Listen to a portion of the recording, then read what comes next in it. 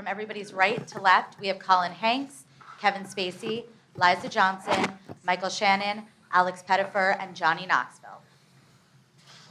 So just a couple of photos hold your quickly, applause, and then Jesus Christ. Yeah, they're too busy twittering. Tweeting. With this microphone, I Okay, I great. feel So we all compelled just to need to say, take a seat so and we with the can first start pick with in the questions. NFL draft, the Los Angeles Rams select. We need to start with some questions. Let's get ready to rumble. Thank you. Okay, so we right here. Picks or it didn't Even happen. shape. Sure. Hi. Just a terrific film. I felt like I was back in screwball comedy heaven. It's just so delightful. And I wonder for Kevin and Michael if you could both talk about the process that you went through to do these two iconic American figures for the movie. Thanks. Well, it was really challenging for me because there's not much about Elvis out there, so I really had to do some digging, you know. No, I just started by watching the films, both the narrative films and the documentaries. That's the Way It Is, Elvis on Tour. I watched press conferences, much like this one, particularly one he did in Houston, which predates this movie by a few months, or the events in this movie by a few months. And I found that one particularly enlightening. I also had a great gift from Jerry Schilling that Alex plays in the movie. He gave me a 45-minute interview that Elvis had recorded for Elvis on Tour, which they didn't wind up using in the movie at all. So it's an interview that not many people have heard. And I'm, as all these people will attest, listen to it constantly. I was either doing a take or listening to that CD, pretty much. And that's my exciting story. Kevin, how did you prepare? Well, Johnny, it started with me. Weirdly, I had a kind of previous experience in attempting to play Richard Nixon when I screen tested for Frost Nixon, which is, by the way, I will just point out, a movie I did not get. What? So This is really a revenge thing. this is my revenge film. But because at the time Ron Howard, even though he ultimately did choose Frank Langella, who'd done the stage for it, he asked a number of actors that he was interested in seeing if we could go on tape and present a Nixon. So I was in Las Vegas shooting a movie, and in the hotel room there, and with my makeup and hair people on that film, sort of put together a version. And then I filmed like 4 scenes, including the farewell to the White House staff. And then I thought I lost this DVD. I thought it was gone. But anyway, I located it when I knew I was going to come on to this film, and I was able to watch what I did wrong in that. Some of the major reasons why I didn't get that role were very clear to me as I watched it all these years later. And I thought, well, you're not going to do that again. But it was actually very helpful. And yet, I think Michael and I both, you know, these are two figures who obviously people know so much from the way they presented themselves. And there's so much public stuff, but not that much private stuff. I found the recent documentary that used a lot of footage, sort of behind the scenes of Nixon at the White House that Haldeman shot, and I think Our Nixon is what it was called. I found that very helpful. Also, a lot of photographs of Nixon just looking remarkably uncomfortable in chairs. Tough to do. Yeah, that I found very useful, and then of course, obviously the many hours and hours of tapes of private conversations that I found. That pee was really excellent, wasn't it? Of private conversations. Yeah, that's right. That I found very helpful because this was a private meeting, even though the photograph became quite public.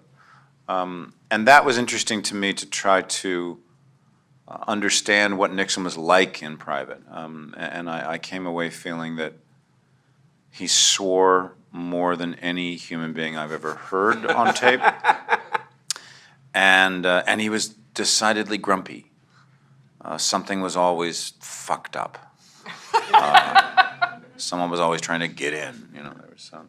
So I think, you know, Michael and I both didn't want to feel like we had to do an imitation in any way, but just try to find an essence of each of these figures, and then allow them to respond to each other genuinely. And I think what was most interesting was the fact that these two people you wouldn't think would have anything in common, actually by the end of this meeting had a sort of an appreciation for each other.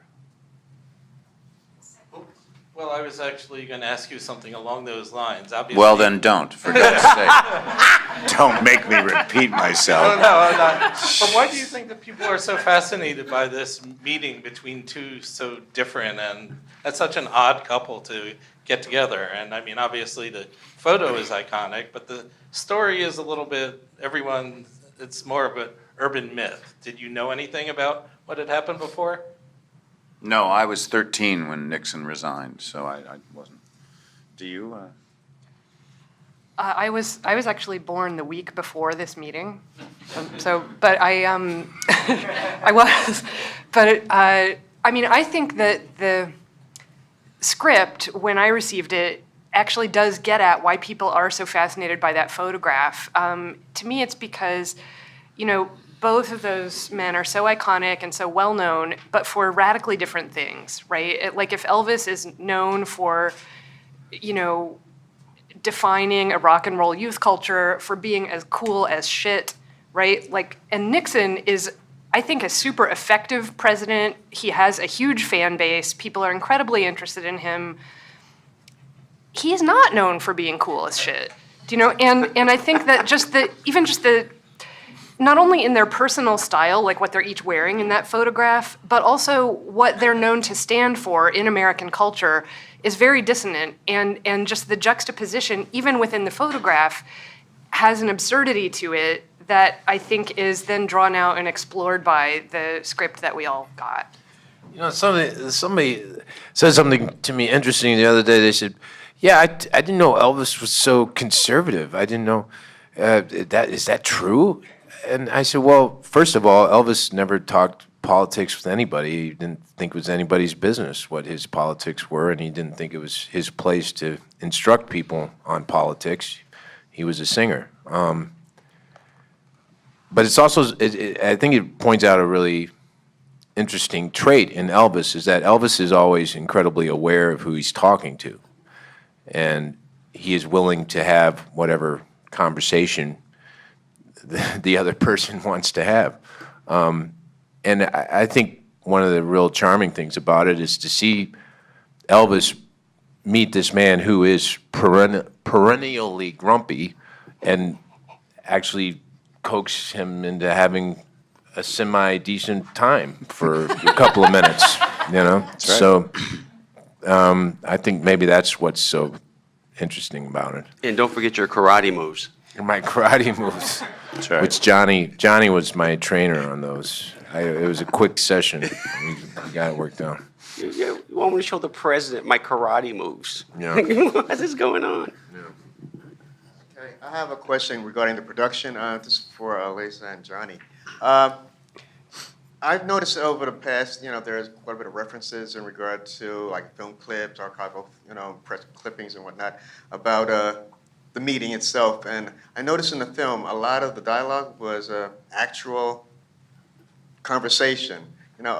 There was a mockumentary, I guess, back in 1997, someone else did called Elvis Meets Nixon, which is exaggerated. But in this production, did you ever think of a time, or did you impose any sort of embellishment of the account, or want to throw something else into it to add some more drama or humor to the production?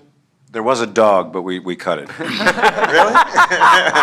You're kidding me, right? I am kidding. Well, Kevin came up with some really good buttons on some scenes. A lot of the buttons you see on the scenes in the Oval Office are things you came up with. What was that I'm one a about? button man. That's Yeah, what I yeah. call him. Yeah, to hear him swear as Nixon was very satisfying.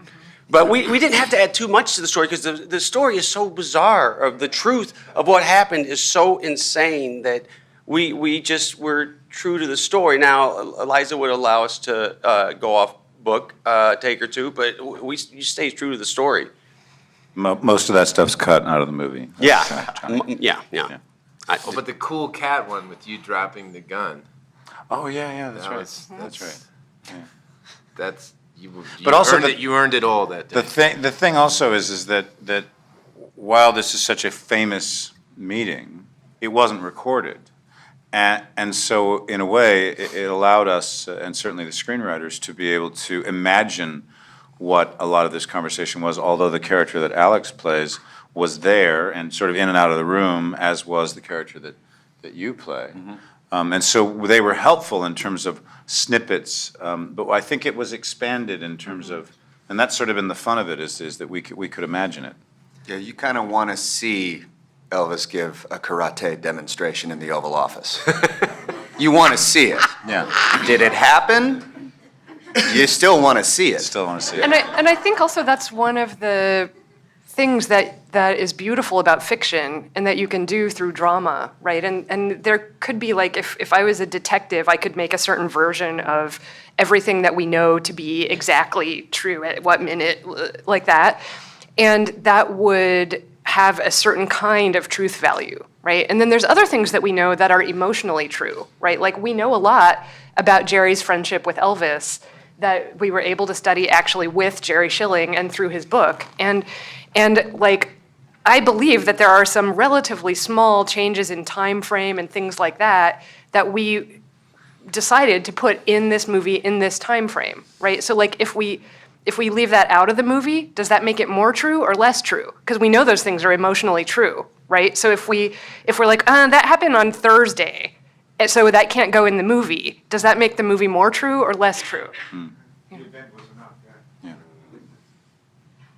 For Kevin Spacey, you have here. Oh, hi. You have already a history playing presidents of the United States. I don't Yes, know- I'm only ever going to play presidents from now on. Yeah, great to know, because I want to ask you if which ones of the race we have now would you be willing in the future maybe you would prefer to play, and also if after all this you feel more interested in politics or you just don't want to hear about it. I've always been interested in politics. No particular election has put me off politics. I think some elections are more amusing than others, and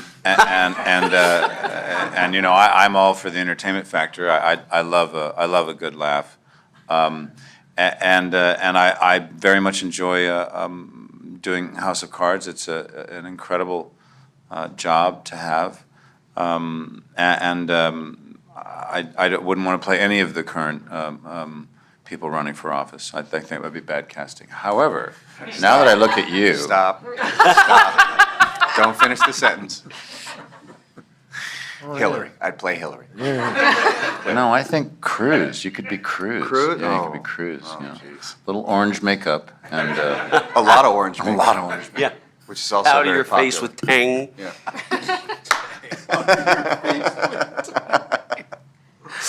Hi, good morning. What I found interesting about the film is how Elvis doesn't want people to think he's famous, but yet he does use his celebrity to get in to meet Nixon. So to broaden the question, have any of you used your celebrity in any way to get something that you've really wanted? And what have you done? Aside from dinner reservations? Yeah. Yeah, I think we're all guilty of trying to get a better table at a restaurant. But that's about as far as I feel comfortable going. And even that's like ripping a Band-Aid off. I do it very slowly, painfully. Hi, just wondering, can we, table for two? It'll be at the bar, that's fine, that's fine. That's it. I used to walk up to Broadway theaters when I was starting out and broke and wanted to go see a play. And because I had been doing stand-up comedy and I did a Johnny Carson impression, I would pretend at the box office to be Kevin Carson. Oh, I don't make this up. There's 2 tickets under my name. And the most surprising thing is I usually got in. They usually would like, and I was, yes, someone from The Tonight Show set this up at NBC. I'm supposed to see them. And it was always early previews, and they wanted the house to be filled, so they'd give me tickets. And I used to, so in a sense, I used Johnny Carson's celebrity to get into theater. A complex matrix, actually. The combination of Carson and the early previews. That's a very diabolical plan. I don't know. I did not know that. Who knew? Well, speaking of late night talk show host, I'm just glad that I got on Letterman before he retired. That's about it. Nice transition. Good times. No? Okay. Congratulations on the film. I think it's really marvelous coming from that generation way, way back. I remember I was part of the counterculture, and I hated Nixon, let me just be plain, and I didn't like Elvis. And so what you brought... Well, you went into this movie really wanting to see it. What you brought to this was you humanized both men for me. And it was absolutely superb. I really, really enjoyed the humor, the irony, sardonic, absolutely absurd, and wonderful in the private moments. I thought that exposed were just great. So the question is, have you shown it to the Nixon family and the Presleys, and do you plan to? We've invited them all to a screening together in a tent, but they haven't said yes. But we're hoping. Do you know what I want to read? This is not an answer to that question exactly, but a friend of mine told me that in the John Dean biography, there's a chapter about the San Francisco theater company, the Coquettes, did a piece called Trisha's Wedding. And apparently in the John Dean biography, all of the Nixon boys gather to analyze how to respond to the Coquettes piece, Trisha's Wedding. And if we could organize something like that, I would really be happy. Yeah. I'd like to be in the Coquettes if that goes on. I think you're in. Yeah. No, well, he's not with us right now, but Jerry Schilling, who Alex plays in the movie, has kind of shepherded this project along. And it was very sensitive for him. He's been asked over the years to be involved with projects about this subject, and he's always declined. The one you mentioned earlier, he's not a fan of. But when he got on board and kind of gave us his support, and he was there on set every day, that meant a lot. I don't know if Priscilla has seen it yet. I was in Jerry's car driving around Memphis with him, and his cell phone rang, and it was Priscilla calling from London. And he's like, "Yeah, I'm sitting next to Mike. He's gonna play, And I was one of the more surreal experiences of my life. But I don't know if she's seen it yet or if she will see it. Obviously, it's hard for her. I was concerned, actually, just because some of the more comic moments came into the public first through the trailer, and I thought that it might not.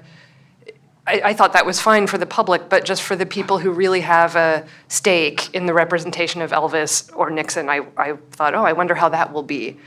And I don't know if Priscilla has seen that or whatever, but I do know that some of the people at Graceland saw it, and their favorite scene was, in a way, the most absurd. So I don't know, and of course people really do deserve to have whatever response is their true response, and I honor, respect, and hope for the best on that front, but I was encouraged by the fact that they could endure the most absurd moment and actually like it, Which is? In the trailer, there's a scene, you've all seen the movie, right? So I'm not hiding anything to say that there's a karate element, and then there's a little bonus at the end of the karate element that involves the knuckles of Elvis. And I'm told that Elvis's cousin actually really appreciated that moment because they did actually used to play a game like that. I did it all with my mind.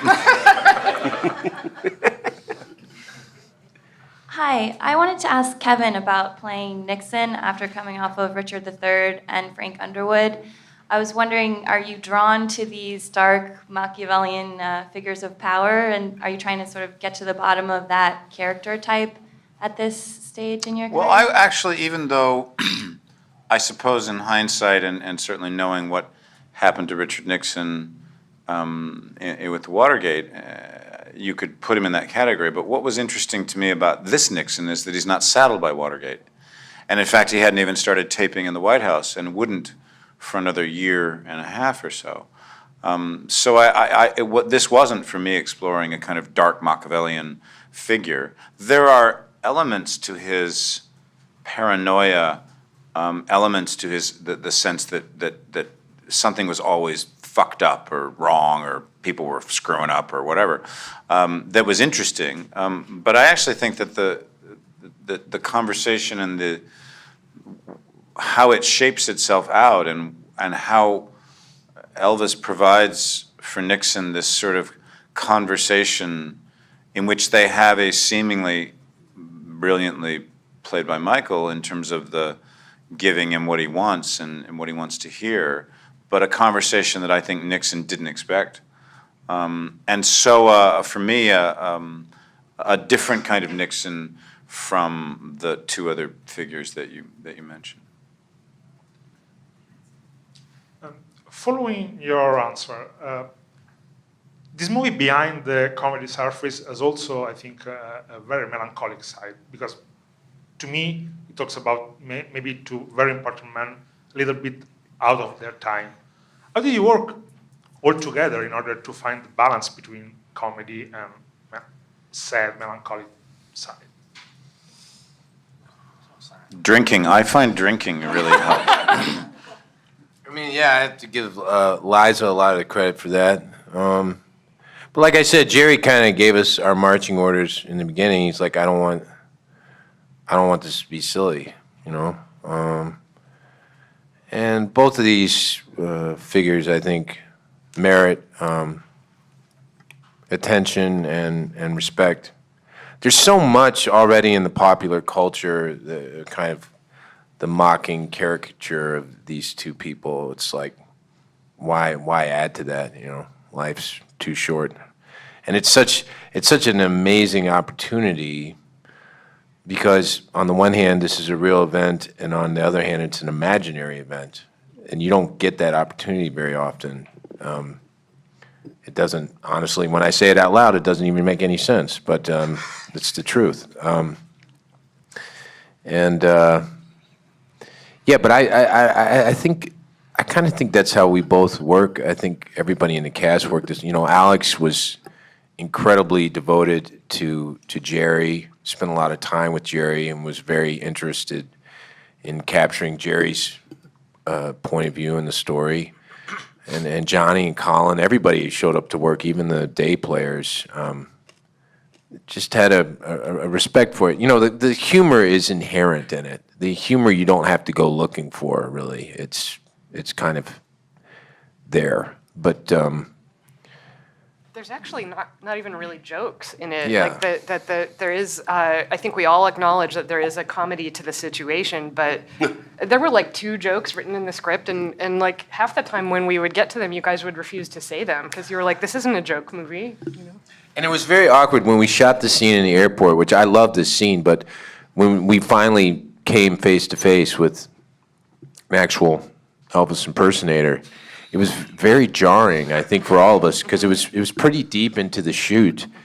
And, you know, Joe was involved in the writing of the screenplay, and he's definitely a huge fan of Elvis. But I remember that day being like, oh, thank God we're not doing that, because that would get old fast. That was actually an amazing day because Jerry, who I play, was on set, and he was so devastated and upset about how his best friend had been betrayed for so many years, and it was kudos to Michael coming on this and playing. Well, Michael's, as we all know, is an incredible actor, but to come on and play the real Elvis, you know, a man that has had trouble throughout his life and was in a certain place in that time, and not bring a kind of comical element that we've seen in Elvis Meets Nixon or whatever. These people have an impression of this man, you know, and I think that impression that these people have is because this man was so charismatic and so charming and had this charisma that exuded who he was. And there's an amazing scene that we had where you guys saw the movie where Elvis talks about putting on these layers that kind of, he's a different person when he goes out into the public. And I think what's great about this movie, even with Nixon as well, is you see two very real men that are perceived in the public as two very charismatic men who have power in two different elements. And that coming together and seeing that is quite spectacular. Hey guys, Art here. Congratulations, wonderful, wonderful film, and each and every one of you bring the characters to life so beautifully. It's just amazing. And all of you are wonderful actors, but Lisa does a wonderful job. My question was, as actor, these are real, and we can go either way. These are real characters. What was the most difficult part for you personally to bring your character to life? And one thing which Lisa has mentioned, that Kevin, you signed on because Michael was on, and then the rest of the cast flew in, attracted to other wonderful actors. What is the most memorable moment from this filming that with another actor? Because you joined on for that actor. What is that most memorable moment? So the most difficult thing about your part and most memorable moment. We'll start over here on the left. Yeah, well, I mean, really, the chance to work with everybody at this table was really sort of the big one for me. Just the ability, at this stage of my career, I always want to be able to be in a room where I know I'm going to be entertained and challenged. And when that room happens to be the Oval Office and you have guys like these, and women like these, people like these, you sort of jump at that opportunity. I didn't really worry too much about trying to impersonate Bud Crow, but there were 2 days that really stick out in my mind. One was when I was told, "Hey, Bud Crow's coming to set. He wants to meet you," and I just went, "Oh, okay, great. Hope he likes it." I was petrified actually meeting the guy, but Bud turned out to be a very, very kind man who really enjoyed himself. He had a really good time. My favorite part was shooting. Well, there were a bunch. The first day working with Kevin and seeing what he was really doing was really that was a fun one, because it was all of us sitting down reciting about 7 pages of dialogue. Jumped right in. It just jumped right in. Yeah, jumped right in. So that was a fun one. But the other one was getting to sit down with Michael as Elvis and explaining the protocol of meeting the president. And he had this one, I'm not sure if it's in the movie, because I actually haven't seen it yet. Can't wait to show you. Yeah, I know. But he did this If you're one. not busy, we're showing it tonight. Okay, yeah, no, I'm planning on being there. Okay. But he had a one improv that absolutely just slayed me, where talking about don't drink the president's Dr. Pepper. He says, if you want a soda, I can get you some, I can get you a Coke. The line was, oh, I'm more of a Pepsi man, but he came up with an improv. He says, I'm more of a Mountain Valley spring water. It's bottled at the source. And just the fact that he said that, because I've read the bottled at the source underneath every time, the fact that he went that deep in detail, like, oh, I prefer this water because it's bottled at the source, it just made me laugh. That's what he drank. Yeah, That's what he no, I drank. know. Mountain Valley spring water. That one really stuck out for me as one of my highlights. Thanks. This question is for Kevin Spacey. In terms of immersing yourself in this very secretive and mysterious character, even though he wasn't secretive yet, but it was in his personality, in order to relate to him, how do you feel what you are and are not like Nixon? Well, it's it's a really interesting thing, to always play any character and try to both relate to that character in terms of what qualities are ones that I understand. I mean, even if somebody does things that I would never do, or behaves in ways that I would never behave, or maybe behaves in ways I have behaved, there's always this interesting thing. It's like you mentioned being a detective. It's the way I feel about acting. It's that we are given clues by a writer or by someone's essence or persona, and it's our job to try to figure out which of those clues are true, which of those clues we decide to follow, and which of those clues we think are red herrings, or only the way another character thinks of that character. I mean, so I guess it's the reason why it's interesting, this kind of a role, where we have had many actors in the past play Richard Nixon in different forms and different kinds of styles, or why we love going and seeing Shakespeare or seeing, Michael's doing Long Day's Journey tonight. How many incredible actors have taken on those roles in that play? There's something really incredible. Yeah, there's something so incredible about watching what someone else does with a role that we know. The Hamlets or the Henry V's or the Othellos or the Cleopatras that we've seen on stage.